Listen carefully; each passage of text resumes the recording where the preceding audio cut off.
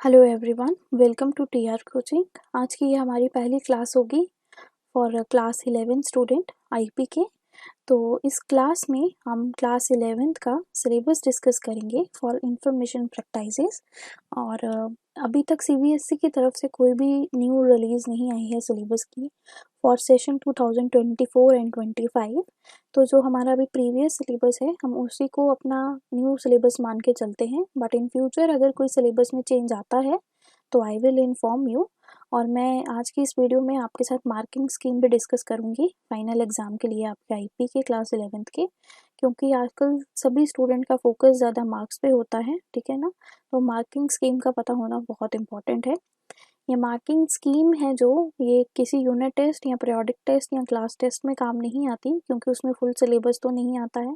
और अगर in case आप किसी प्राइवेट स्कूल में हैं और आपका स्कूल इसको फाइनल के लिए भी नहीं फॉलो कर रहा, तो ये स्कूल वालों की गलती है या आप कहो उनकी मर्ज़ी है क्लास 11th के लिए, क्योंकि उनके ऊपर कोई बोर्ड का प्रेशर नहीं होता, तो हम कुछ कह नहीं सकते, है ना। तो बट फिर भी हम मार्किंग स्कीम को नज़र रखते हुए आज का सिलेबस डिस्कस करेंगे। तो हमारा पूरा सिलेबस 4 यूनिट्स में डिवाइड है, चैप्टर्स नहीं यूनिट्स में डिवाइड है। इन यूनिट्स के अंदर डिफरेंट डिफरेंट चैप्टर्स आएंगे। और इसमें जैसे हमारा यूनिट 1 है जिसमें आपको इंट्रोडक्शन ऑफ कंप्यूटर सिस्टम है, आप बचपन से पढ़ते आ रहे हैं। ये 10 मार्क्स का एक यूनिट आएगा आपको, इसमें 10 मार्क्स के टोटल क्वेश्चंस आएंगे। देन इंट्रोडक्शन टू पाइथन जो आजकल के सिलेबस में है फॉर आईपी, ठीक है। पाइथन पढ़नी है आप स्टूडेंट्स को, ये 25 मार्क्स का है, ठीक है, यूनिट। देन आता है database concept and the structured query language. Database क्या होता है, उसमें एक लैंग्वेज होती है एसक्यूएल जिसको हम कहते हैं, उसके बारे में है, और वो यूनिट 30 मार्क्स का है। और लास्ट में फोर्थ हमारा लास्ट यूनिट है जो इंट्रोडक्शन टू इमर्जिंग ट्रेंड्स, वो 5 मार्क्स का है, ठीक है। तो बहुत इजी सिलेबस है ये, कोई बहुत मुश्किल नहीं है। जो पहली बार मतलब एज अ कंप्यूटर पढ़ रहे हैं या जिन्हें कंप्यूटर की कोई नॉलेज भी नहीं है, वो स्टूडेंट्स भी टेंशन नहीं ले, I am there for you, okay. And total जो हमारा पेपर होता है वो 100 मार्क्स का एज अ काउंट होता है, बट जो हमारा रिटन पेपर होता है या थ्योरेटिकल एग्जाम जिसको आप कह लो, वो सिर्फ 70 मार्क्स का होता है, क्योंकि उसमें 30 मार्क्स आपके प्रैक्टिकल होते हैं आउट ऑफ 100। तो 30 मार्क्स का आपका एक प्रैक्टिकल एग्जाम होगा और 70 मार्क्स का एक आपका थ्योरेटिकल एग्जाम होगा, ठीक है। तो चलिए अब सिलेबस पे डिस्कस करते हैं कि कौन से यूनिट में कौन से चैप्टर्स हैं, क्या सिलेबस है। सो आई होप आप सबके स्क्रीन पे क्लियरली विजिबल होगा ये सिलेबस। तो पहला यूनिट जैसे कि मैंने आपको कहा था इंट्रोडक्शन टू कंप्यूटर साइंस है। तो उसमें आपको जैसे टॉपिक्स पढ़ने हैं, यहाँ पे आप देख सकते हैं evolution of a computer devices, क्या कंपोनेंट हैं कंप्यूटर सिस्टम के, उनके बीच में क्या इंटर कनेक्शन है, इनपुट आउटपुट डिवाइसेस क्या हैं। देन उन्होंने मेमोरी के पढ़ने को कहा है कि यूनिट्स ऑफ मेमोरी क्या हैं, कितने टाइप्स की मेमोरी होती है, उसमें आपको प्राइमरी सेकेंडरी पे ज़्यादा फोकस करना है। डाटा डिलीशन कैसे होती है, उसकी रिकवरी कैसे होती है और उसके रिलेटेड कौन से सिक्योरिटी कंसर्न है। देन सॉफ्टवेयर है, उसका पर्पस क्या है, दो टाइप्स के सॉफ्टवेयर आपको पढ़ने हैं, सिस्टम एंड एप्लीकेशन सॉफ्टवेयर, और जेनरिक और स्पेसिफिक पर्पस पढ़ना है आपको कुछ सॉफ्टवेयर्स का, ठीक है। यूनिट्स के आपको नोट्स प्रॉपरली मिलेंगे, आपको कुछ अलग पढ़ने की ज़रूरत नहीं है। Then unit number 2 introduction to python, जो आप स्टूडेंट्स के लिए न्यू है, जो आपने नहीं सुनी होगी, क्या पता किसी को पता हो। तो इसमें बेसिक पाइथन ही रहेगी, लाइक पाइथन क्या है, उसमें एक इंटरप्रेटर होता है, इंटरेक्टिव स्क्रिप्ट मोड में कैसे चलती है, कैसे पाइथन को लिखा जाता है, indentation, identifiers, keywords, constant variables, type of operators, precedence of operator, data type, mutable and immutable data type, statement expression, evaluations, comments, या फिर कैसे इनपुट आउटपुट स्टेटमेंट देते हैं, डाटा टाइप कन्वर्जन कैसे होता है, डीबगिंग कैसे होती है। तो एक ये मेन कंसर्न है।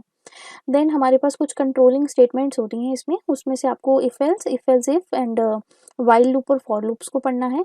देन हमारे पास पाइथन में एक लिस्ट होती है, आपको लिस्ट के बारे में उसके कुछ फंक्शंस के साथ पढ़ना है जो उन्होंने डिफाइन ऑलरेडी कर रखे हैं। देन उस लिस्ट की तरह ही हमारे पास एक डिक्शनरी होती है, और डिक्शनरी को भी कैसे क्रिएट करना है, कैसे अपडेट करना है, डिलीट करना है विद कुछ उसके फंक्शंस, वो आपको पढ़ने हैं।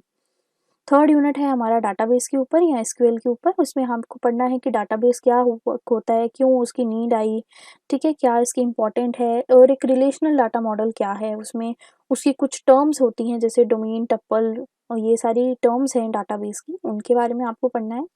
देन एडवांटेज क्या है एसक्यूएल की, और इसके बीच में कुछ डिफरेंट टाइप्स ऑफ लैंग्वेजेस में पार्ट्स आते हैं कुछ, उनको दिया है, इंट्रोडक्शन दिया है, कैसे डाटाबेस क्रिएट होगा, टेबल क्रिएट होगा, ड्रॉप होगा, कैसे आप किसी क्वेरी को सिलेक्ट करोगे, कैसे आप इंसर्ट डिलीट अपडेट करोगे, इन चीज़ों को हम पढ़ेंगे। और ये बहुत ईजी है, सबसे ईजीएस्ट अगर मैं कहूँ सिलेबस का ये यूनिट है, और आपके लिए तो बहुत अच्छी बात है, ये सबसे ज़्यादा मार्क्स का भी है। देन द लास्ट यूनिट जो आपने देखा था कि सिर्फ 5 मार्क्स का है, उसमें आपको जो इमर्जिंग ट्रेंड्स है, आप सबने सुना होगा कि आर्टिफिशियल इंटेलिजेंस आ गई, मशीन लर्निंग आ गई, नेचुरल प्रोसेसिंग लैंग्वेज आ गई, आईओटी आई, ठीक है, क्लाउड कंप्यूटिंग आई। तो ये सारी चीज़ें क्या हैं, आपको इनके साथ भी नॉलेज हो, आपकी आजकल के कंप्यूटर वर्ल्ड के साथ आपकी नॉलेज बढ़े, इसलिए इन चीज़ों को ऐड ऑन किया है। और ये यूनिट सिर्फ 5 मार्क्स का है, कुछ ज़्यादा नहीं है, और ये सिर्फ थ्योरेटिकल पार्ट है। अगर हम आगे बढ़ें तो सिलेबस तो अभी तक हमने डिस्कस किया। जैसे कि मैंने आपको मार्क्स की स्कीम बताई है पूरे यूनिट वाइज, उसी तरह प्रैक्टिकल मार्क्स की भी डिस्ट्रीब्यूशन होती है कि जो आपका 30 मार्क्स का पेपर होगा वो कैसे बनता है। बेसिकली प्रैक्टिकल में आपको पाइथन प्रोग्रामिंग के ऊपर प्रॉब्लम सॉल्व करनी होती है, जो 11 मार्क्स का आता है। डाटाबेस के ऊपर आपका 7 मार्क्स का क्वेश्चन आता है, और जो बच्चे आप एक प्रैक्टिकल फाइल्स बनाते हो स्कूल में, वो टोटल 7 मार्क्स की होती हैं, जिसमें टोटल आपने 14 पाइथन के रिगार्डिंग प्रोग्राम्स लिखे होते हैं और 14 एसक्यूएल क्वेरीज के, और 5 नंबर का आपका वाइवा होता है, और टोटल इन मार्क्स को मिला के 30 मार्क्स बनते हैं। अब आपको प्रैक्टिकल के क्वेश्चंस कौन से करने हैं, ये सीबीएसई ने कुछ सजेस्टेड क्वेश्चन दिए होते हैं ऑलरेडी, बट अगर आपका स्कूल कोई आपको और क्वेश्चंस करने के लिए कह रहा है तो आप उनके अकॉर्डिंग चलिए, या फिर ये क्वेश्चंस वो होते हैं जो बड़े इंपॉर्टेंट होते हैं, जिनको आपको पढ़ना चाहिए, क्या पता आपके एग्जाम में भी इनके आने के ज़्यादा चांसेस हों। ये जितने भी सजेस्टेड प्रैक्टिकल क्वेश्चंस हैं, मैं इनको आपको लाइव सॉल्व करवाऊंगी, कोई ऐसी टेंशन नहीं है, आपको पूरा ए टू जेड इसका कोड मिलेगा विद आउटपुट। अगर आप चाहें तो एज इट इज़ भी आप वहाँ पे लिख सकते हैं, बट आई रिकमेंड कि आप समझो, ठीक है, और खुद बनाना सीखो प्रोग्राम। उसी तरह डाटाबेस में जो क्वेश्चंस हैं वो भी यहाँ पे आपको दे रखे हैं कि आपको कौन से करने चाहिए, कुछ सजेस्टेड हैं ये सीबीएसई की तरफ से, ज़रूरी नहीं है आप यही करो, आप कुछ भी कर सकते हो, अपनी बुक से कर सकते हो, या फिर अगर आपका स्कूल आपको जो क्वेश्चंस दे रहा है आप उसको फॉलो भी कर सकते हैं। देन अगर बात की जाए कि आपको कौन सी बुक से पढ़ना है ये सिलेबस, तो सीबीएसई कहती है कि हमारी एनसीईआरटी बुक पढ़ो, ठीक है, but most of the schools में आई थिंक सुमित्रा अरोड़ा जी की बुक लगाई गई होगी, ठीक है। तो अगर आपके स्कूल में बाकी अगर कोई और बुक बोली है तो आप वो भी ले सकते हो, अदरवाइज अगर आप कोई बुक नहीं लेना चाहते हैं तो no issue, I am there for you, मैं आपको प्रॉपरली नोट्स दूंगी, जिसकी हेल्प से आपको कभी किसी बुक की नीड ही नहीं पड़ेगी, और आप उसके थ्रू अच्छे से अच्छे मार्क्स स्कोर करोगे, फुल आउट ऑफ फुल, ठीक है। तो आज की इस वीडियो में हमने क्लास 11th के लिए सिलेबस डिस्कस कर लिया है, ठीक है, और मार्किंग स्कीम भी, प्रैक्टिकल की भी, थ्योरेटिकल की। तो आज की इस वीडियो को हम यहीं ख़त्म करते हैं, और फ्रॉम मंडे ऑनवर्ड्स अपने एग्जैक्ट टाइमिंग पे 6 o'clock हम अपनी रेगुलर क्लास में मिला करेंगे। So thank you everyone for watching, and do subscribe the channel for videos like this one, otherwise जब वीडियो आएगी तो मे बी आपको पता ना लगे, सो आप सब्सक्राइब करो ताकि आपको पता लग जाए कि कोई न्यू वीडियो या न्यू टॉपिक अपलोड हुआ है। और हाँ, अगर लास्ट क्वेश्चन, अगर किसी स्टूडेंट को डाउट हो कि उसको सिलेबस कहाँ से मिलेगा, अदरवाइज़ तो आप सीबीएसई की वेबसाइट से डाउनलोड कर सकते हो, बट अगर आपको नहीं कुछ ऐसा डाउनलोड करने आ रहा है तो मैं डिस्क्रिप्शन बॉक्स में आपको लिंक दूंगी, आप वहाँ से जाके सिलेबस को ईजिली डाउनलोड भी कर सकते हैं।